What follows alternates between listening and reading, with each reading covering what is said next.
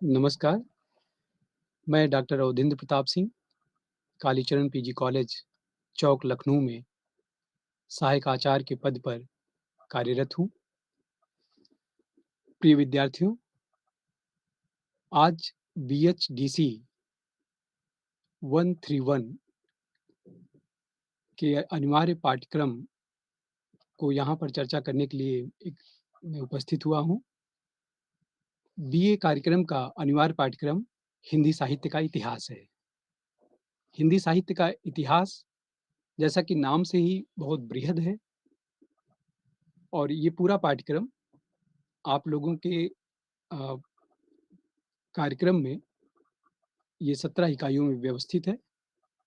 तो मैं आज की इस परिचर्चा में, इस व्याख्यान में प्रयास ये करूँगा कि ये 4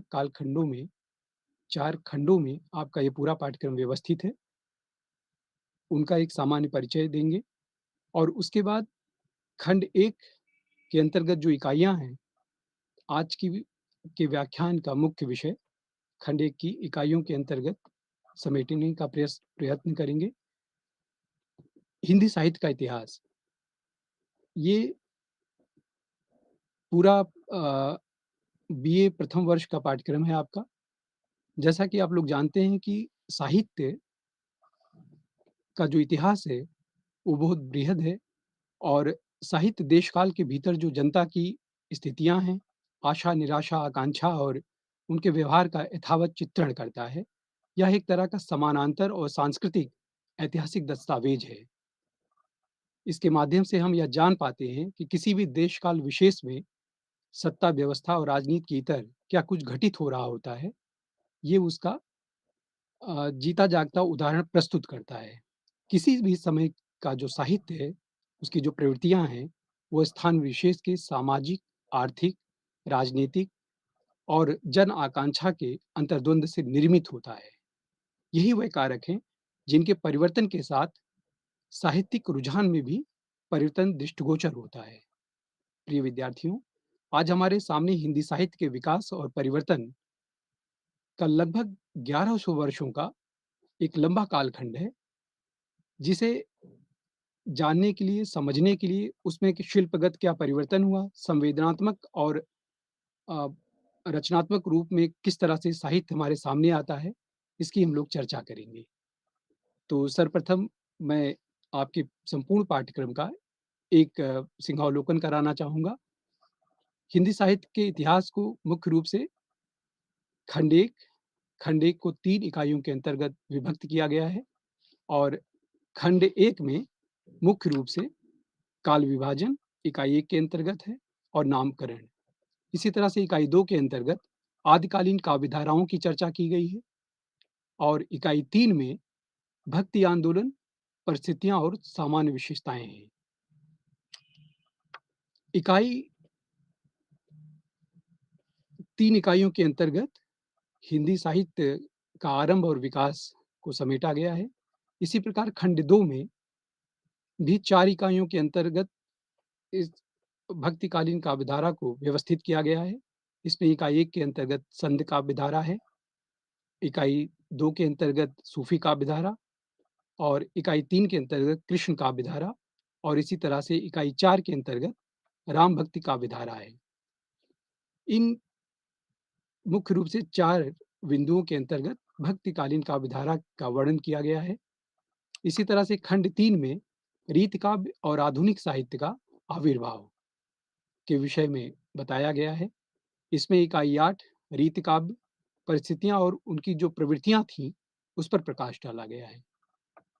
इकाई 9 में रीति काव्य के जो प्रमुख कवि हुए हैं, उन पर विचार किया गया है और इकाई 10 और 11 में भारतीय युगीन साहित्य के विषय में बताया गया है। साथ ही साथ द्विवेदी युगीन साहित्य की जो प्रवृत्तियाँ हैं, द्विवेदी युगीन साहित्य का जो प्रदेय अवदान है, उनके विषय में वर्णन किया गया है। खंड 4 में आधुनिक हिंदी गद्य साहित्य का उल्लेख किया गया है। इसमें कुल 6 इकाइयाँ हैं, जिनमें इकाई 12 के अंतर्गत हिंदी कहानी का विकास 1 और अगली इकाई में हिंदी कहानी का विकास 2 का वर्णन किया गया है। इसी प्रकार इकाई 14 और 15 में उपन्यास का विकास 1 और हिंदी उपन्यास का विकास 2 के विषय में जानकारी प्राप्त होती है।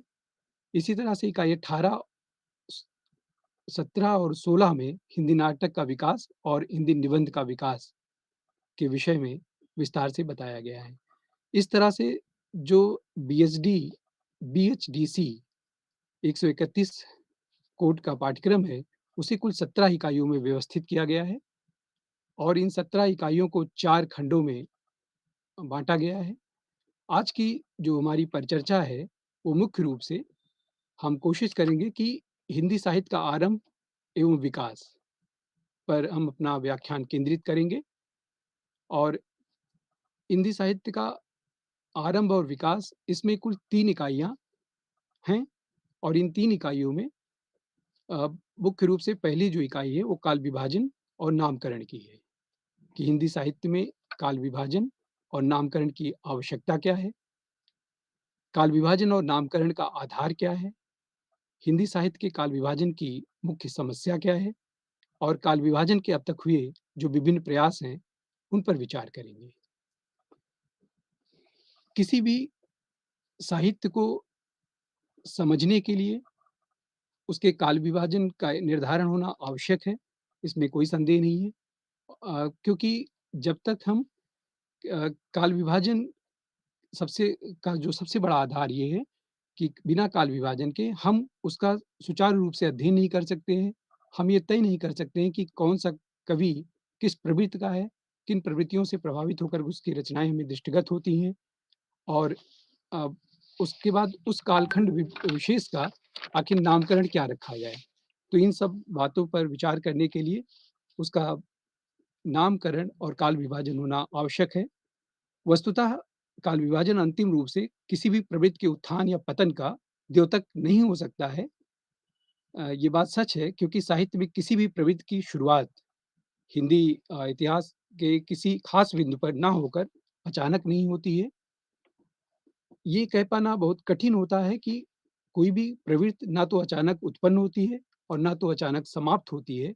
यही कारण है कि काल विभाजन में ये तय कर पाना कठिन हो जाता है कि कहाँ से हम उसका एक अ, स्वरूप निर्धारित करें कि उसकी सीमा तय करें और समय के अध्ययन की सुविधा के लिए काल सबसे पहले काल विभाजन और नामकरण दोनों आवश्यक होता है।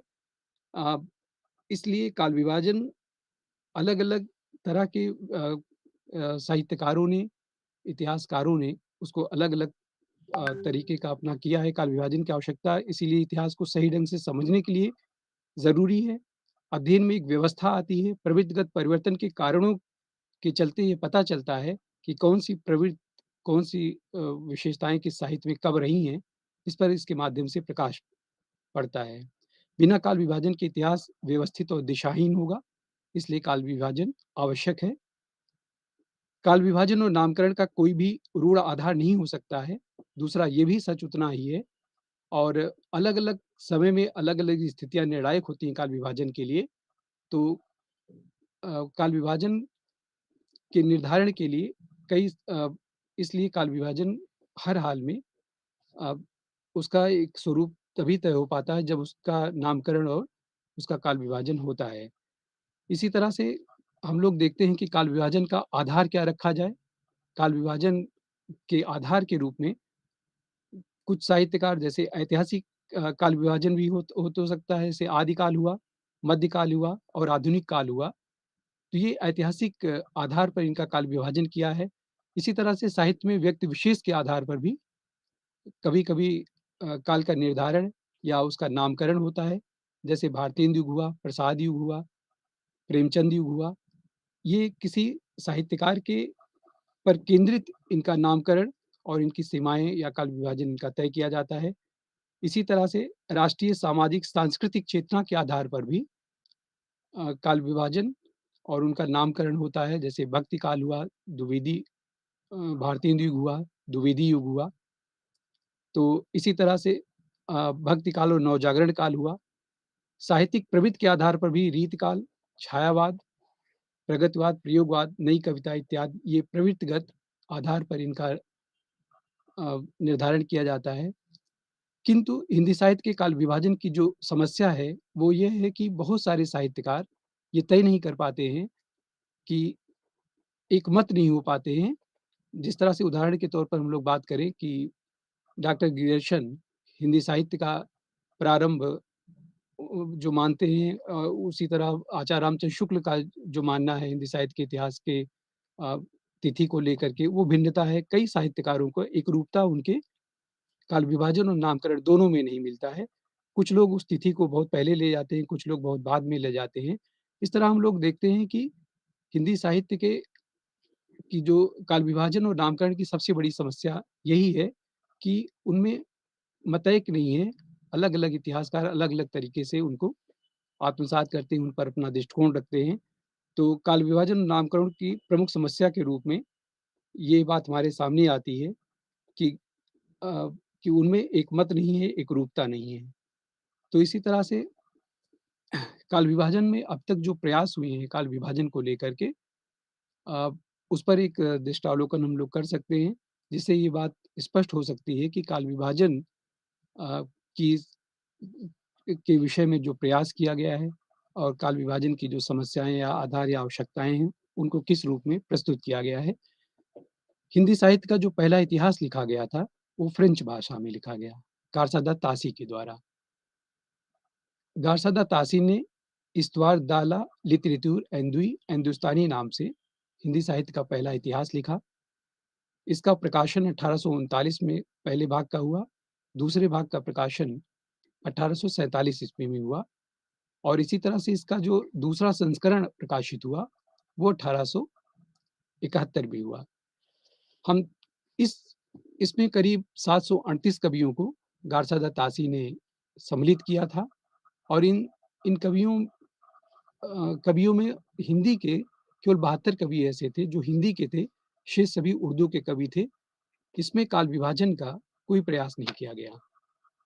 इसमें अ, उन्होंने कोई प्रयास नहीं किया, किंतु इस हिंदी साहित्य के इतिहास का जो सबसे बड़ा अवदान है कि सर्वप्रथम हिंदी साहित्य का इतिहास लिखा, ये बात अलग है कि वो फ्रेंच भाषा में लिखा गया, किंतु उन्होंने एक अच्छा प्रयास किया और इसका हिंदी में अनुवाद भी आगे चल कर के डॉक्टर लक्ष्मी सागर वार्ष्णेय जी ने किया। 1952 ईस्वी में उन्होंने हिंदुई साहित्य का इतिहास नाम से इसका अनुवाद किया। इस गारसादा तासी के बाद शिव सिंह सेंगर ने हिंदी साहित्य का इतिहास लिखने का दूसरा प्रयास किया और उन शिव सिंह सेंगर ने शिव सिंह सरोज नाम से हिंदी साहित्य का इतिहास लिखा और ये इतिहास ग्रंथ 1883 ईस्वी में उन्होंने लिखा था। इसमें भी काल विभाजन और उसके नामकरण का कोई विशेष प्रयास नहीं किया गया और इसमें करीब 838 कवियों को उन्होंने सम्मिलित किया, उनका जीवन परिचय दिया। ये इनका योगदान या इनका श्रेय हम इस रूप में केवल देख सकते हैं कि ये प्रारंभिक इतिहास ग्रंथ थे, जिनसे चल कर के आगे के साहित्यकारों ने, इतिहासकारों ने इनसे प्रेरणा ली और इनके कवियों के बारे में या साहित्यकारों के बारे में जो संकलित सामग्री थी, उसका उपयोग किया।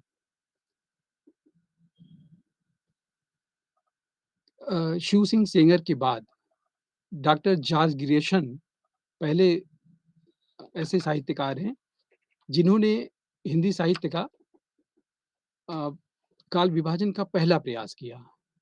काल विभाजन के प्रयासों में सर्वप्रथम डॉक्टर जॉर्ज ग्रियर्सन का नाम लिया जाता है। डॉक्टर जॉर्ज ग्रियर्सन का हिंदी साहित्य का जो इतिहास था, the modern vernacular literature of Hindustan नाम से उन्होंने लिखा। The modern vernacular literature of Hindustan Asiatic Society of Bengal की एक पत्रिका के विशेषांक के रूप में सर्वप्रथम प्रकाशित हुआ। इसमें उन्होंने हिंदी साहित्य का काल विभाजन करने का प्रयास किया और ये प्रयास निम्नवत रूप में हमारे सामने आता है। उन्होंने सर्वप्रथम जो हिंदी साहित्य का आदि काल है, उसका नाम उन्होंने चारण काल दिया। तो 700 से लेकर के 1300 ईस्वी तक उन्होंने चारण काल की संज्ञा दी। इसी तरह से 15वीं शती का जो धार्मिक पुनर्जागरण था, एक नामकरण उन्होंने रखा और तीसरा उन्होंने जायसी की प्रेम कविता शीर्षक दिया। चौथा नामकरण उन्होंने ब्रज का कृष्ण संप्रदाय, 5वां मुगल दरबार, इसी क्रम में तुलसीदास, रीत काव्य, तुलसीदास के अन्य परिवर्ती कवि और नवें शीर्षक के रूप में उन्होंने 18वीं शताब्दी एक अलग से शीर्षक दिया। फिर कंपनी के शासन में हिंदुस्तान और अंतिम जो उनका विभाजन था वो महारानी विक्टोरिया के शासनकाल में हिंदुस्तान। तो इस तरह से हम लोग देखते हैं कि काल विभाजन का जो पहला प्रयास किया, वो डॉक्टर जॉर्ज ग्रियर्सन ने किया और उन्होंने कम से कम साहित्य को एक सही दिशा देने का प्रयास किया, उसको व्यवस्थित तरीके से हमारे सामने लाने का प्रयास किया और किंतु इसमें भी बहुत सारी खामियाँ थीं। इनका जो सबसे बड़ा श्रेय है, वो हम इसे मान सकते हैं कि ये उन्होंने काल विभाजन का पहला प्रयास किया, किंतु ये वैज्ञानिक तरीका हमारे वो के रूप वैज्ञानिक और सुव्यवस्थित इतिहास ग्रंथ के रूप में हमारे सामने नहीं आ पाता है। इसकी जो सबसे बड़ी खामी है इनके इतिहास ग्रंथ में, वो मुख्य रूप से कि इसमें उन्होंने प्रवृत्तिगत काल विभाजन किया। उन्होंने और कालों के नामकरण में डॉक्टर गिरियर्सन की एकरूपता नहीं मिलती है, जो इसमें असंगति होने का सबसे बड़ा प्रमाण है और कवियों एवं लेखकों का जो कालक्रम है, वो कालक्रमानुसार वर्गीकरण उन्होंने किया है और उनकी मूल प्रवृत्तियों को बहुत हद तक वो स्पष्ट नहीं कर पाए हैं कि किस कवि की कौन-सी मूल प्रवृत्ति थी, किस कवि ने किस रूप में साहित्य की सर्जना की, इसे वो स्पष्ट करने में बहुत सफल नहीं रहे हैं। इसी तरह से विभिन्न युगों की जो काव्य प्रवृत्तियाँ थीं, उनकी व्याख्या वो ज़रूर करते हैं, लेकिन वो उतनी स्पष्टता और सार्थकता के साथ नहीं करने में सफल हो पाते हैं। इसी तरह से सांस्कृतिक परिस्थितियों और प्रेरणा स्रोत का उद्घाटन उनके इस काल विभाजन में दिखाई देता है। आरंभिक कार्य को सर्वप्रथम ग्रियर्सन ने ही चारण काल कहा। ये उनका एक बहुत बड़ा योगदान है। हिंदी साहित्य के काल विभाजन के अंतर्गत उन्होंने ये बात रखी और इसी तरह से चारण काल के अंतर्गत उन्होंने 9 कवियों का उल्लेख किया है हिंदी साहित्य में, जिनमें केदार हैं, कुमारपाल, पुष्य कवि, खुमार सिंह, अन्यदास, चंद, जागनिक, जोधराज और शारंगधर। इन 9 कवियों का उन्होंने चारण काल के अंतर्गत चारण काल के कवियों के रूप में उल्लेख किया है। तो कुल मिलाकर के डॉक्टर जॉर्ज ग्रियर्सन ने the modern vernacular literature of Hindustan के माध्यम से हिंदी साहित्य में पहला प्रयास किया और उन्होंने भक्ति काल को अपने इस इतिहास ग्रंथ में स्वर्ण युग की संज्ञा दी। ये भी उनका एक बहुत बड़ा योगदान है। सर्वप्रथम उन्होंने भक्तिकालीन साहित्य की जो गुणवत्ता थी उसको पहचाना। तो इस तरह से डॉक्टर जॉर्ज ग्रियर्सन का एक बहुत बड़ा योगदान इस रूप में हमारे सामने आता है। इसी तरह से हम लोग डॉक्टर जॉर्ज ग्रियर्सन के बाद अगर इतिहास के लेखन के माध्यम से काल विभाजन और काल के नामकरण की बात करें तो मिश्र बंधुओं का नाम आता है। मिश्र बंधुओं से प्रिय विद्यार्थियों आशय है गणेश बिहारी मिश्र, शुकदेव बिहारी मिश्र और श्याम बिहारी मिश्र। ये तीनों सगे भाई थे और इन मिश्र बंधुओं ने संयुक्त रूप से मिश्रबंध विनोद नामक इतिहास ग्रंथ लिखा था। मिश्रबंध विनोद कुल 4 भागों में प्रकाशित है। इसका जो प्रथम 3 भाग था वो अ, 1913 में प्रकाशित हुआ था और अंतिम जो एक भाग था वो 34 में प्रकाशित हुआ था।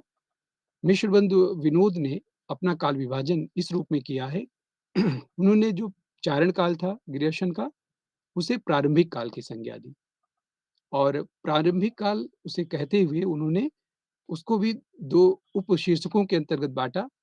पहले उन्होंने पूर्व प्रारंभिक काल कहा, जो संवत 700 से 1343 ईस्वी तक के अंतर्गत रखा और दूसरा उन्होंने उत्तर आरंभिक काल कहा, जिसे 1344 से 1444 तक का समय निर्धारित किया। इसी तरह से दूसरा काल विभाजन उन्होंने माध्यमिक काल के रूप में किया।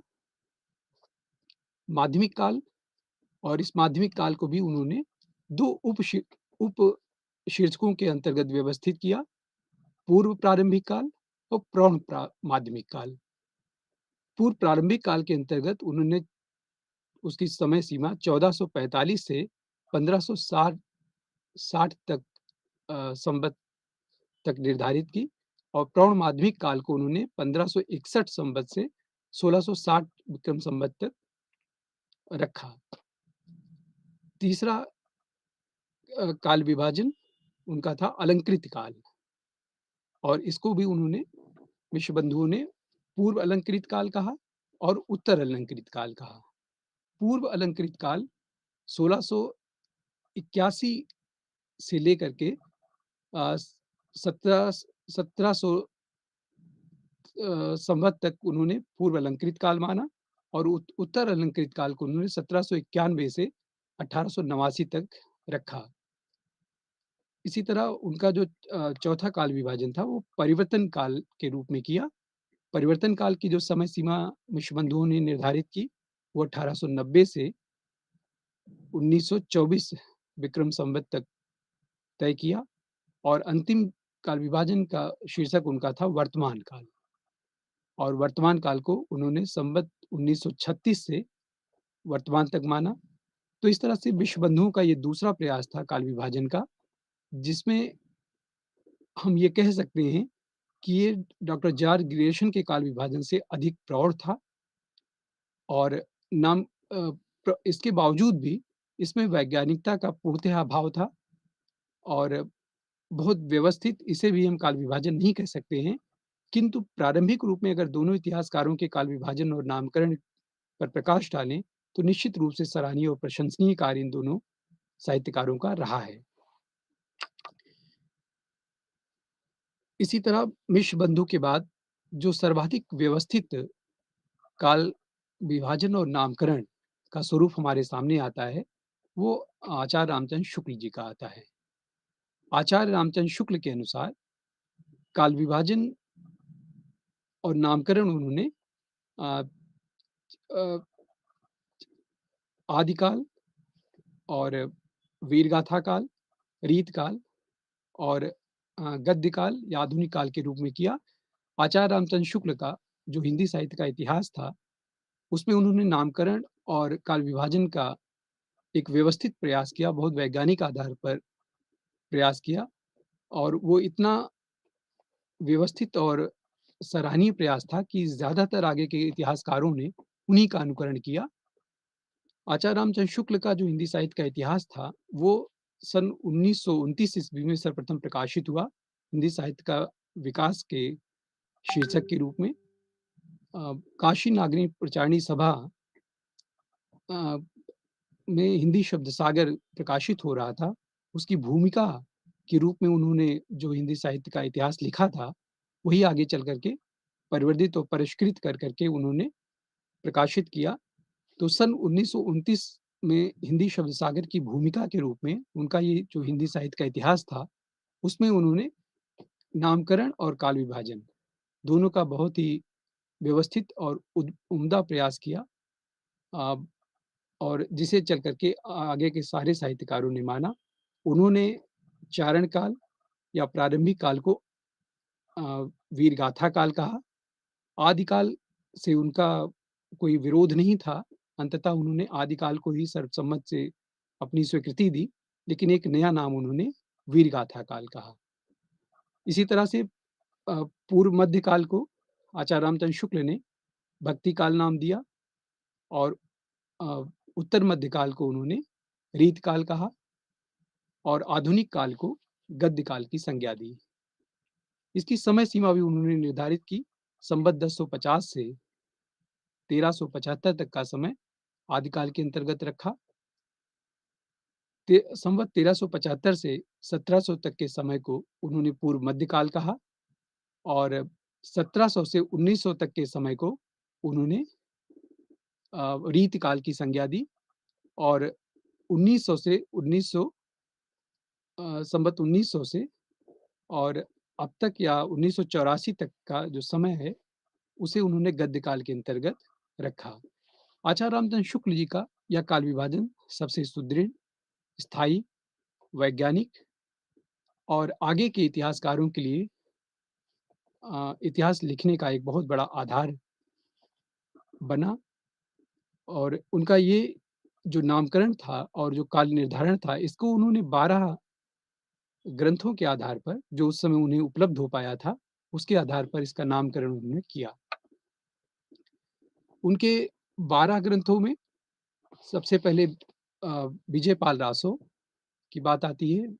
विजयपाल रासो, जिसे नल्ल सिंह ने लिखा था, हमीर रासो, सारंगधर का और खुमार रासो, पृथ्वीराज रासो, परमाल रासो और विद्यापति की 3 कृतियाँ कीर्तलता, कीर्तपताका, पदावली और इसी तरह से खुसरो की पहेलियाँ, जय जयचंद प्रकाश भट्ट केदार की रचना है और जय महेंद्र जसचंद्रिका मधुकर की।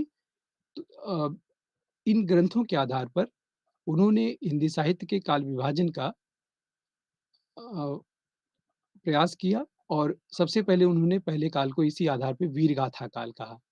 तो वीरगाथा काल का जो नामकरण था वो इन्हीं 12 ग्रंथों के आधार पर आचार्य रामकृष्ण शुक्ल ने किया था। तो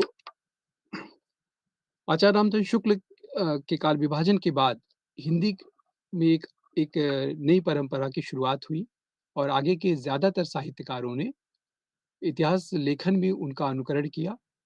डॉक्टर बच्चन जी यहाँ तक कहते हैं कि आचार्य रामचंद्र शुक्ल को छोड़कर या सिर्फ़ उन्हें उन्हीं के अनुकरण पर इतिहास लिखना संभव नहीं है।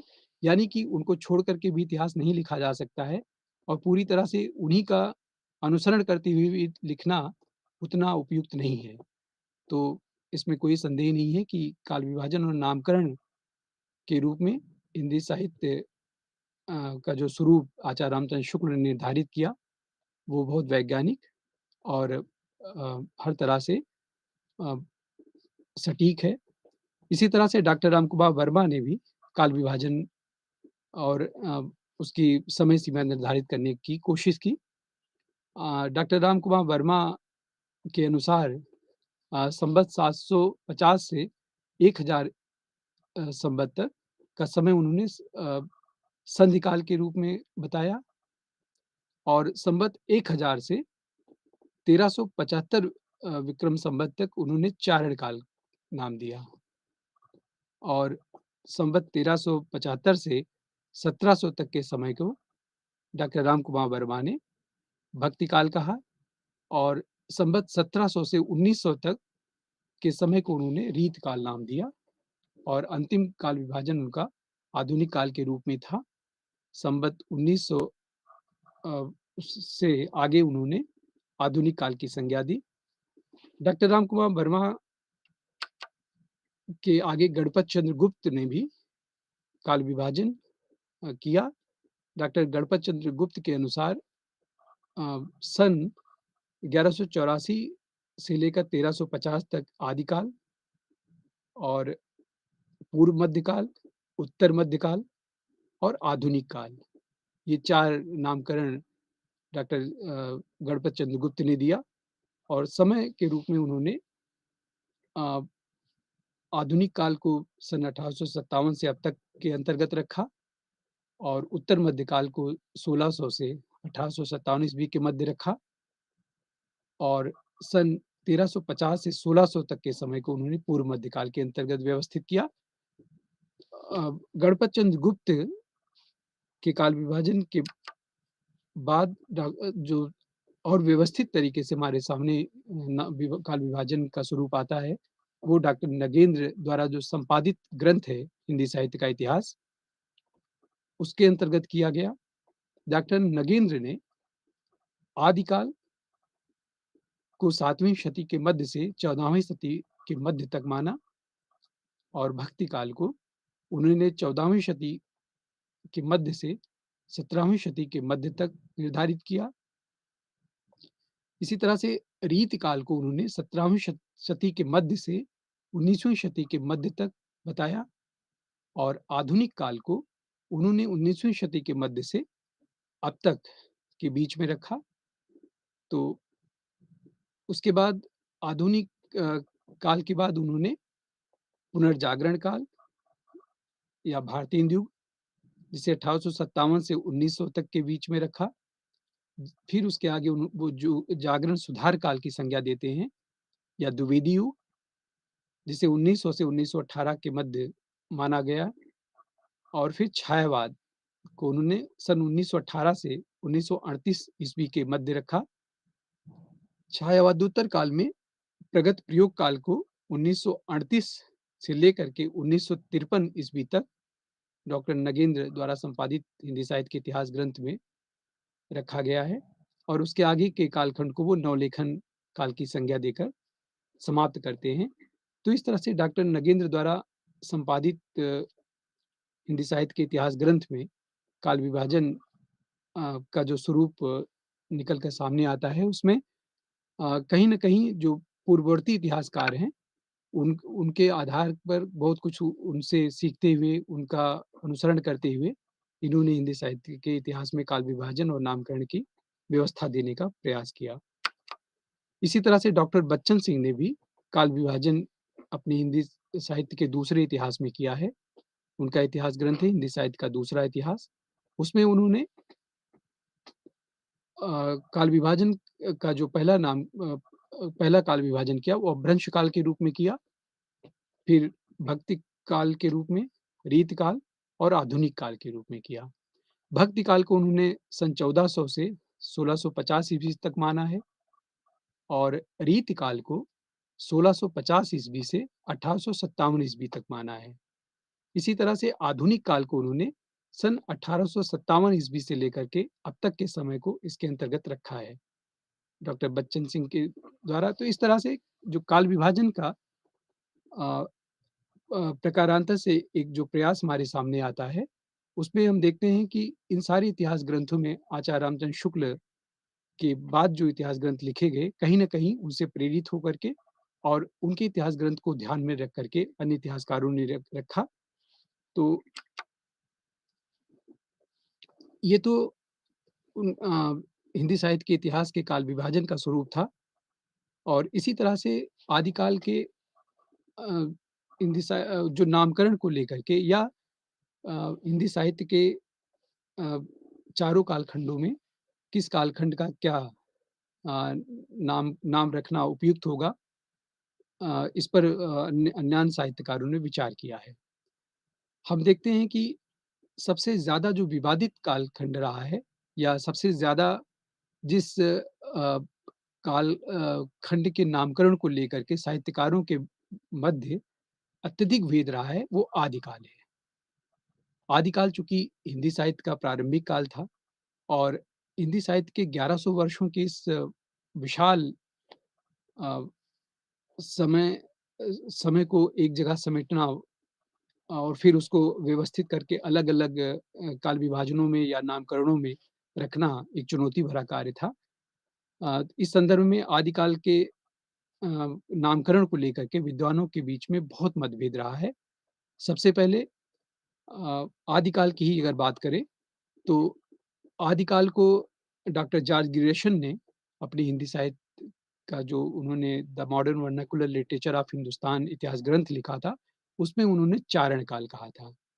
इसी तरह से महावीर प्रसाद द्विवेदी ने आदिकाल को बीज वपन काल की संज्ञा देना उपयुक्त समझा और ये पहले ही हम बता चुके हैं कि आचार्य रामचंद्र शुक्ल ने आदिकाल को वीरगाथा काल अपने 12 इतिहास ग्रंथों के आधार पर उसकी संज्ञा देने की कोशिश की थी और मिश्र बंधुओं ने आदिकाल को ही प्रारंभिक काल कहा और पंडित राहुल सांकृत्यायन ने आदिकाल को सिद्ध सामंत काल कहा और आचार्य विश्वनाथ प्रसाद मिश्र ने वीर काल की संज्ञा दी। डॉक्टर राम कुमार वर्मा ने संधि एवं चारण काल आदिकाल को कहा।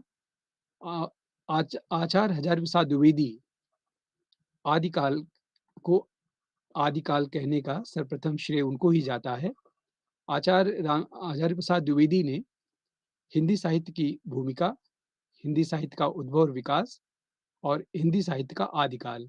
ये 3 महत्वपूर्ण इतिहास ग्रंथ उन्होंने लिखे थे और उनमें भी हिंदी साहित्य का उद्भव और विकास में सर्वप्रथम उन्होंने इस बात पर बल दिया कि हिंदी साहित्य का जो सबसे प्रारंभिक काल है, उसे आदिकाल नाम देना सबसे उपयुक्त है। आगे चल कर के आचार्य रामचंद्र शुक्ल ने स्वयं भी वीरगाथा काल देने के बावजूद भी उन्होंने आदिकाल को स्वीकार किया और आदिकाल को ही सबसे उपयुक्त नामकरण के रूप में माना। तो आचार्य रामचंद्र शुक्ल जी का अ हिंदी साहित्य के प्रारंभिक काल को आदिकाल की संज्ञा दी गई और ये सबसे उपयुक्त नाम है।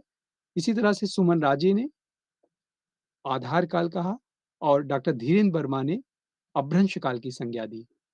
तो इस तरह से आदिकाल को लेकर के विद्वानों के मध्य में काफ़ी मतभेद रहे हैं और जैसा कि प्रारंभ में हम लोगों ने चर्चा की कि ये नामकरण को लेकर के आखिर समस्याएँ क्यों आ रही हैं कि एक ही कालखंड के विशेष अवधि को एक नाम कैसे दिया जाए? तो नामकरण को लेकर के जो शुक्ल जी ने अ, जो मार्गदर्शन किया है या जिसका उन्होंने अनुकरण किया है, वो ये है कि उस समय विशेष में जो भी साहित्य अ, उपलब्ध है, किस रूप में उपलब्ध है, उसमें किस तरह की विचारधारा, किस तरह का चिंतन, किस तरह की गुणवत्ता उस साहित्य में, किस तरह की चेतना सक्रिय रही है। कुल मिलाकर के साहित्य में उपलब्ध जो प्रवृत्तियाँ हैं, उन्हीं के आधार पर नामकरण सबसे उपयुक्त माना जाना चाहिए। लेकिन आदिकाल का जो समय था, वो कहीं न कहीं हम लोग देखते हैं कि हिंदी खड़ी बोली, जिसमें संपूर्ण हिंदी साहित्य के इतिहास को हम लोग पढ़ते हैं, वो अचानक से तो कहीं उदित नहीं होता है, उसकी जड़ें बहुत पीछे तक जाती हैं। संस्कृत साहित्य के बाद वैदिक संस्कृत और लौकिक संस्कृत के बाद अ, 500 ईसा पूर्व से अ, पाली भाषा पहली ईस्वी तक हमारे यहाँ काफ़ी चलन में रहती है और पाली के बाद फिर प्राकृत भाषा आ जाती है। करीब पहली ईस्वी से लेकर के 500 ईस्वी तक प्राकृत का प्रादुर्भाव प्रभुत्व रहता है। बहुत कुछ जो आदिकालीन साहित्य है वो हमें पाली भाषा में भी उपलब्ध है, प्राकृत में भी और अपभ्रंश भाषा में भी। यहाँ तक कि आचार्य रामचंद्र शुक्ल पाली भाषा अ, कि उन्होंने सिद्ध साहित्य, नाथ साहित्य और जैन साहित्य इसको तो वो साहित्य की श्रेणी में भी नहीं रखते हैं। इस पर भी एक विवाद अन्य इतिहासकार इस बात को लेकर के करते हैं। तो हिंदी हिंदी का साहित्य या हिंदी किसे माना जाए, किसे ना माना जाए, इस पर भी लगातार बहुत मतभेद रहे हैं साहित्यकारों के मध्य में। तो यही कारण है कि इतने सारे नाम आदिकाल के संदर्भ में हमारे सामने आते हैं और बहुत सारे इतिहासकार अ, अपने-अपने तरीके से नए-नए नामकरण दे देते हैं। हालाँकि इन नामकरणों के पीछे कहीं न कहीं उस समय का जो उपलब्ध साहित्य था अ, ये उसके लिए ज़िम्मेदार है। जैसा कि डॉक्टर जॉर्ज गिरिश्वन ने जो चारण काल कहा, वो यूँ ही तो नहीं कह दिया। कहीं न कहीं जो उस समय जो प्रशस्त साहित्य लिखा जा रहा था, कोई न कोई कवि किसी न किसी राजा के रजवाड़े के राजदरबार में रह कर के काव्य लेखन करता था। तो वो निश्चित रूप से जब जिसके अधीन रहेगा जिससे उसका जीवन यापन होगा जिसके माध्यम से, तो उसकी अतिरेक करके वो प्रशंसा करेगा, जो नहीं भी सही होगा, उसे सही बनाकर प्रस्तुत करने का प्रयास करेगा। तो आदिकाल में इसीलिए चारण साहित्य हमें जो उपलब्ध होता है या उसका नाम जो मिलता है, वो इसका एक बहुत बड़ा कारण है। सिद्ध सामंत का राहुल संकृत्यायन ने कहा, तो वो जो उस समय का साहित्य था, वो इसी रूप में उपलब्ध होता है और कहीं न कहीं साहित्य में इसका स्वरूप हमें दिखाई देता है। लेकिन वहीं पर जैन हुए, नाथ हुए, सिद्ध हुए, ये स्वतंत्र रूप से काव्य रचनाएँ करते थे, किसी रजवाड़े में, किसी राजा-महाराजा के दरबार में नहीं रहते थे। स्वतंत्र रूप से लिखते थे, तो उनका समाज के बारे में जो विरूपताएँ थी, समाज की जो समस्याएँ थी या आम जनमानस जिस संवेदना, वेदना से गुज़रता था, उसे चित्रित किया स्वतंत्र रूप से। कहीं न कहीं इनका झुकाव आध्यात्मिकता की तरफ अधिक था, तो उनके काव्य में भी वो चीज़ें जन को लेते हुए भी आ ही जाती थी। तो इस तरह से आदिकाल के नामकरण संबंधी जो विभिन्न विचार हैं, वो कई हैं, लेकिन सर्वसम्मत से आदिकाल को मान लिया गया है। तो हम लोग आदिकाल अ, नामकरण को मान के चलते हैं कि हिंदी साहित्य के जो प्रारंभिक काल का नामकरण है, वो आदिकाल सबसे उपयुक्त है। इसी तरह से भक्ति काल के नामकरण को लेकर के विद्वानों के मध्य कोई मतभेद नहीं रहा है। भक्ति काल सब लगभग एक मत से सबने स्वीकार किया कि चूँकि उस समय का जो साहित्य था, वो इतना वैविध्य लिए नहीं था। उसमें ज़्यादातर रचनाकार कहीं न कहीं परमात्मा अ को पाना या परमात्मा को अपने जीवन समर्पित करके वो रचना कार्य करते थे और इस भक्ति काल में चूँकि केवल भक्ति नहीं था बल्कि एक जन आंदोलन था कि आम जनमानस की जो समस्याएँ थीं, आम जनमानस की जो तमाम तरह की तकलीफ़ें थीं, उनको उन्होंने अपने काव्य का विषय बनाया और इस तरह से भक्ति काल के नामकरण को लेकर के सब में लगभग एकरूपता मिलती है। लेकिन रीत काल फिर ऐसा कालखंड है जिसको लेकर के अलग-अलग विद्वानों ने अपने-अपने तरीके से इसका भी नामकरण करने का प्रयास किया, जिनमें हम लोग देखते हैं कि जॉर्ज ग्रेशम ने रीत काव्य को अ रीत काव्य नाम दिया, रीत काल को और आचार्य रामचंद्र शुक्ल ने रीत काल की ही संज्ञा दी है रीत काल को। इसी तरह से आचार्य विश्वनाथ प्रसाद मिश्र जी ने आदि काल को श्रृंगार काल कहा और मिश्र बंधुओं ने अलंकृत काल की संज्ञा दी। शंकर शुक्ल ने कला काल कहा। तो रीतकाल के नामकरण को लेकर के भी मतैक्य हैं। अलग-अलग साहित्यकारों ने उसको अलग-अलग संज्ञा दी, लेकिन सर्वसम्मत से रीतकाल सबके लिए उपयुक्त है और चूँकि रीतकालीन जो साहित्य है, कहीं न कहीं अ एक रीत, एक परंपरा में आबद्ध होकर के रीतबद्ध रचनाओं के चलन को ध्यान में रख कर के वो कवि अ, चलता रहा है तो रीत काल का नाम उपयुक्त हर दृष्टि से रहा है। इसी तरह से आधुनिक काल के जो विभिन्न कालखंड हैं, उनके नामकरण को भी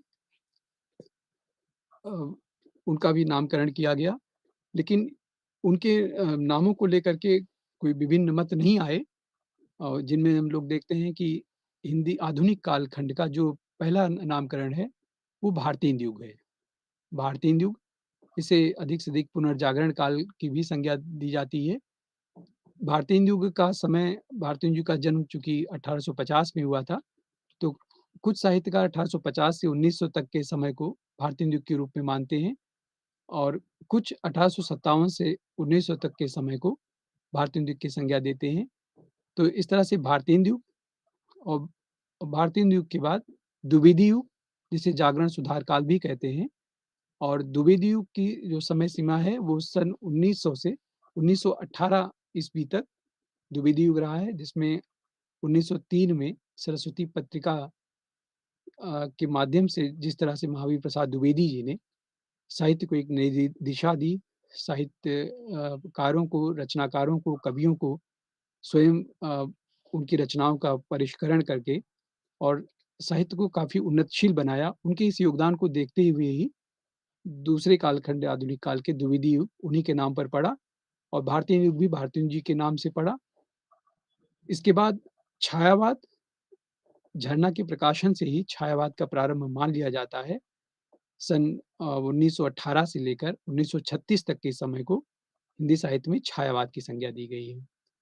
इसी तरह से 36 से लेकर के 43 तक का जो समय है, वो हिंदी साहित्य में प्रगतिवाद का नामकरण साहित्यकारों ने किया और 1943 से 1953 तक के समय को हम लोग प्रयोगवाद के रूप में जानते हैं। हिंदी साहित्य में प्रयोगवाद जिसके प्रवर्तक अज्ञे को माना जाता है, तार सप्तक जो पहला प्रकाशित हुआ था 1943 में हुआ था और वहीं से प्रयोगवाद का प्रारंभ मान लिया जाता है। इसी तरह से नई कविता और उसके बाद प्रयोगवाद के बाद नई कविता आती है और उसका प्रारंभ 1953 से अधिकतर विद्वानों ने माना है और नई कविता करके एक पत्रिका जगदीश गुप्त जी निकालते थे और उस पत्रिका के प्रारंभ के साथ ही प्रकाशन के साथ ही नई कविता का प्रारंभ माना गया। तो इस तरह से आधुनिक युग के विभिन्न कालखंड और उनके नामकरण अ, इस तरह से हैं।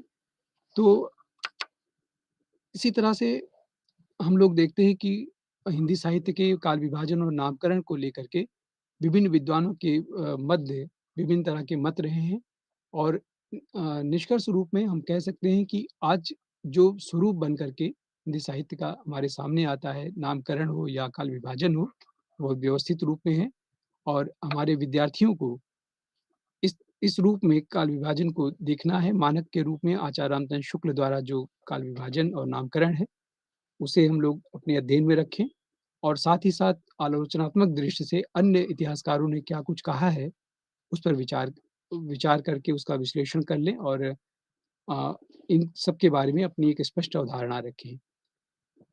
इसी तरह से हिंदी साहित्य के आरंभ और विकास की जो दूसरी इकाई है, उसमें आदिकालीन काव्य धाराएँ हैं। आदिकालीन काव्य धाराओं में सिद्ध काव्य है, नाथ काव्य है, जैन काव्य है, रासो काव्य है और लौकिक साहित्य है। तो हम लोग देखते हैं कि आदिकालीन काव्य धाराओं में जो विविधता है साहित्य की, वो बहुत व्यापक है। एक तरफ सिद्ध साहित्य कहीं न कहीं सिद्ध साहित्य जो बौद्ध धर्म था, उसकी वज्रयान शाखा से प्रभावित था और सरहपा को प्रथम सिद्ध माना जाता है। सिद्धों की जो संख्या थी वो 84 है और संध्या भाषा शैली का ये लोग उपयोग करते थे और जो भी समाज की विडंबनाएँ थी, विरूपताएँ थी, उनका ये विरोध करते थे और इस तरह से सिद्ध साहित्य से प्रभावित होकर के जो अखड़ता कबीर में आती है, जो कहीं न कहीं जो हठ योग कबीर का है, वो सिद्धों से प्राप्त करते हैं। तो भक्ति काल की एक तरह से पृष्ठभूमि के रूप में जो आदिकालीन काव्य धाराएँ हैं, उसको हम देख सकते हैं। इसी तरह से नाथ साहित्य गोरखनाथ मच्छिंद्रनाथ के शिष्य थे और उन्हें शिव का अवतार भी माना जाता है। तो उन्होंने नाथ साहित्य की स्थापना की और नाथ के साथ जैन जैन साहित्य में भी विपुल साहित्य हमें प्राप्त होता है। जैन साहित्य के रूप में आप इस देखते हैं कि अ, जो पौंचर्यू है, जिसे रामायण की कथा का ही उसमें अंश निहित है और स्वयंभू इसके बहुत बड़े कवि हैं अपभ्रंश भाषा के और इसी तरह से रासो काव्य का जो साहित्य है वो तो बहुत विपुल है, जिसमें सर्वप्रथम जो हिंदी साहित्य का महाकाव्य हमारे सामने आता है, वो रासो काव्य के अंतर्गत ही है। पृथ्वीराज रासो चंद्रवरदाई ने जिसकी रचना की थी और हिंदी साहित्य का इसे प्रथम महाकाव्य माना जाता है।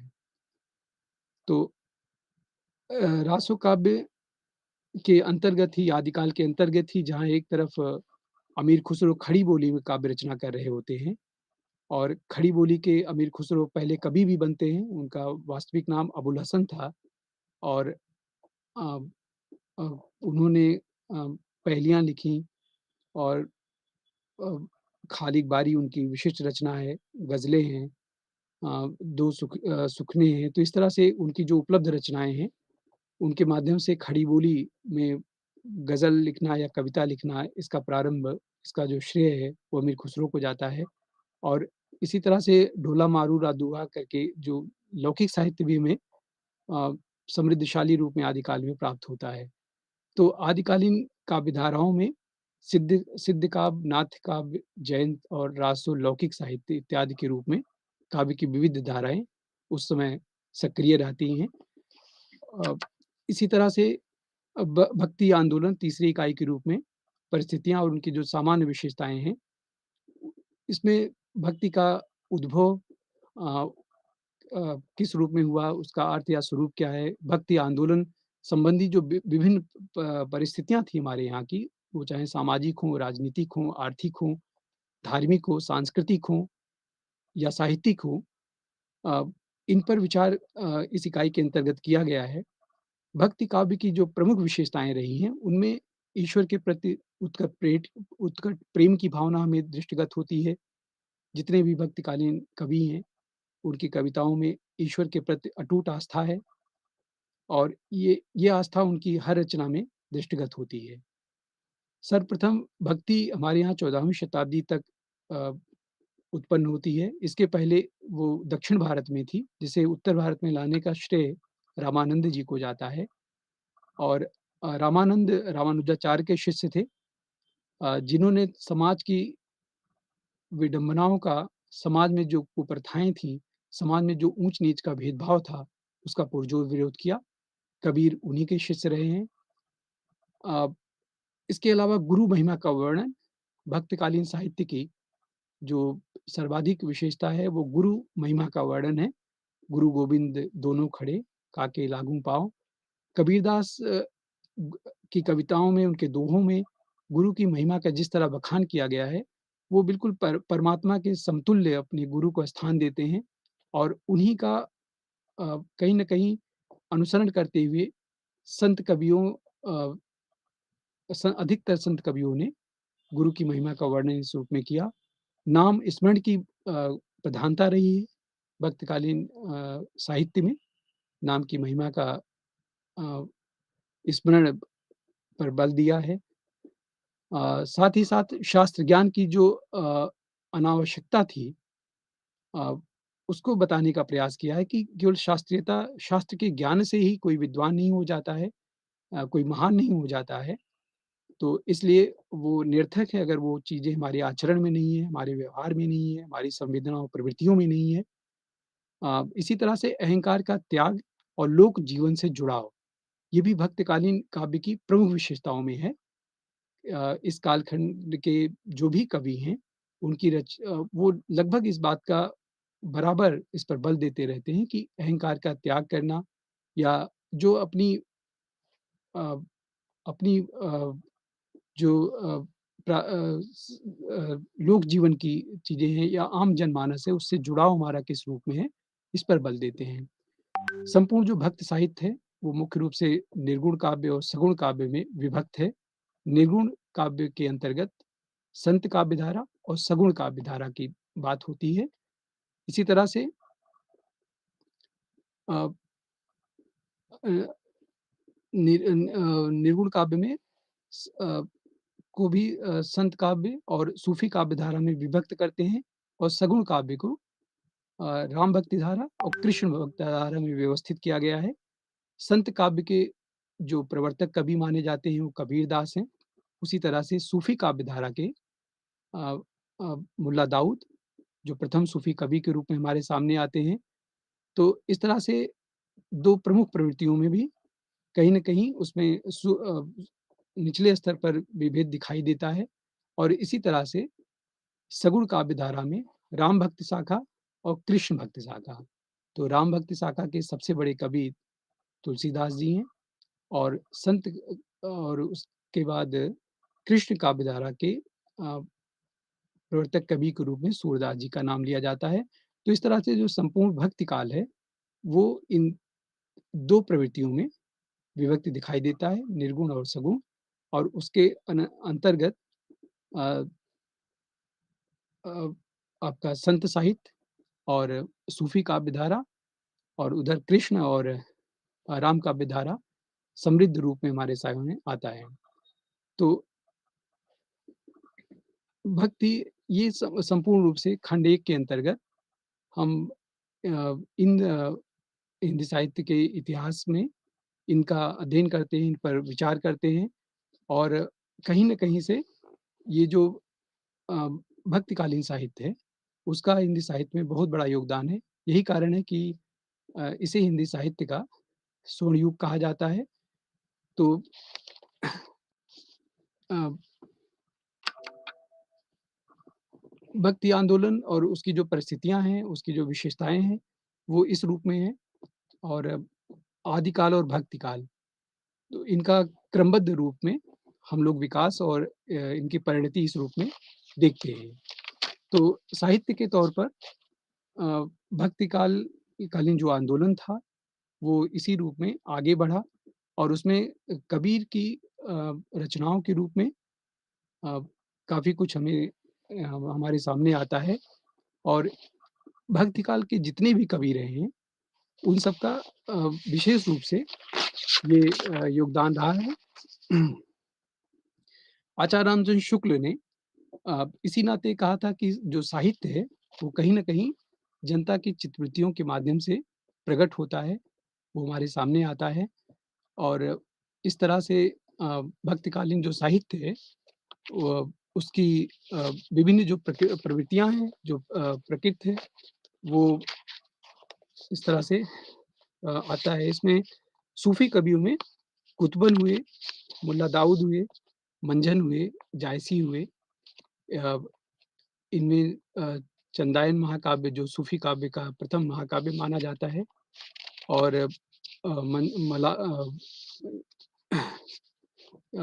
हंसावली हुई, चंदायन हुआ अ, और सत्यवती कथा, मृगावती ये इत्यादि सूफ़ी काव्य की प्रसिद्ध कृतियाँ हैं और इन कृतियों में कहीं न कहीं से सूफ़ी काव्य का उद्भव और उसका प्रकारांतर विकास हमें दृष्टिगत होता है और इसी तरह से अ कबीर की रचनाओं में कबीरदास लगातार गुरु की महिमा का वर्णन करते हैं, ईश्वर के प्रति अपनी आस्था को प्रकट करते हैं और इस तरह से कबीर अ, की कृतियों में कहीं न कहीं से गुरु ग्रंथ साहब में उनकी रचनाएँ संकलित हैं और उसमें उन्होंने इसका उल्लेख किया है। कबीर का की वाणी का जो मुख्य संकराव धर्मदास ने बीजक के रूप में किया था और 1464 ईस्वी में बीजक प्रकाशित हुआ था। इसके 3 भाग रामायणी और सबद और साखी के रूप में, जिसमें कबीर के बारे में उल्लेख मिलता है। रामायणी से उनका अभिप्राय था रामायण से और सबद का शाब्दिक अर्थ शब्द है और साखी साक्षी के रूप में उन्होंने व्यक्त किया है। तो कबीरदास का अ, जो कविता कहने का था इसलिए उन्हें भाषा का डिक्टेटर आचार्य हज़ारी प्रसाद द्विवेदी जी ने कहा है और शुक्ल जी ने कबीर की जो वचनावली है उसके सबसे प्राचीन अ, प्रति होने का उल्लेख किया है। बाबू श्याम सुंदर दास ने उनकी भाषा को पंचमेल खिचड़ी कहा है और रामचंद्र शुक्ल ने वही उन्हें सदुक्कड़ी भाषा की संज्ञा दी है और हज़ारी प्रसाद द्विवेदी जी ने उन्हें अ, भाषा का डिक्टेटर कहा ही था। तो इस तरह से हम देखते हैं कि जितने भी भक्तकालीन कवि हैं उनमें कबीर का प्रमुख रूप से नाम हमारे सामने आता है और कबीर समाज में व्याप्त अ, जितनी भी तरह की रूढ़ियाँ हैं, आडंबर हैं जातवादी वर्णवादी जो व्यवस्थाएँ हैं उस पर वो अ, बहुत प्रबल प्रहार करते हैं, उसका प्रबल विरोध करते हैं। तो एक तरह से जो भक्तकालीन साहित्य है, वो एक जन आंदोलन के रूप में हमारे सामने आता है और इसके कवियों ने अ लगातार इसका चित्रण अपने काव्य में किया है।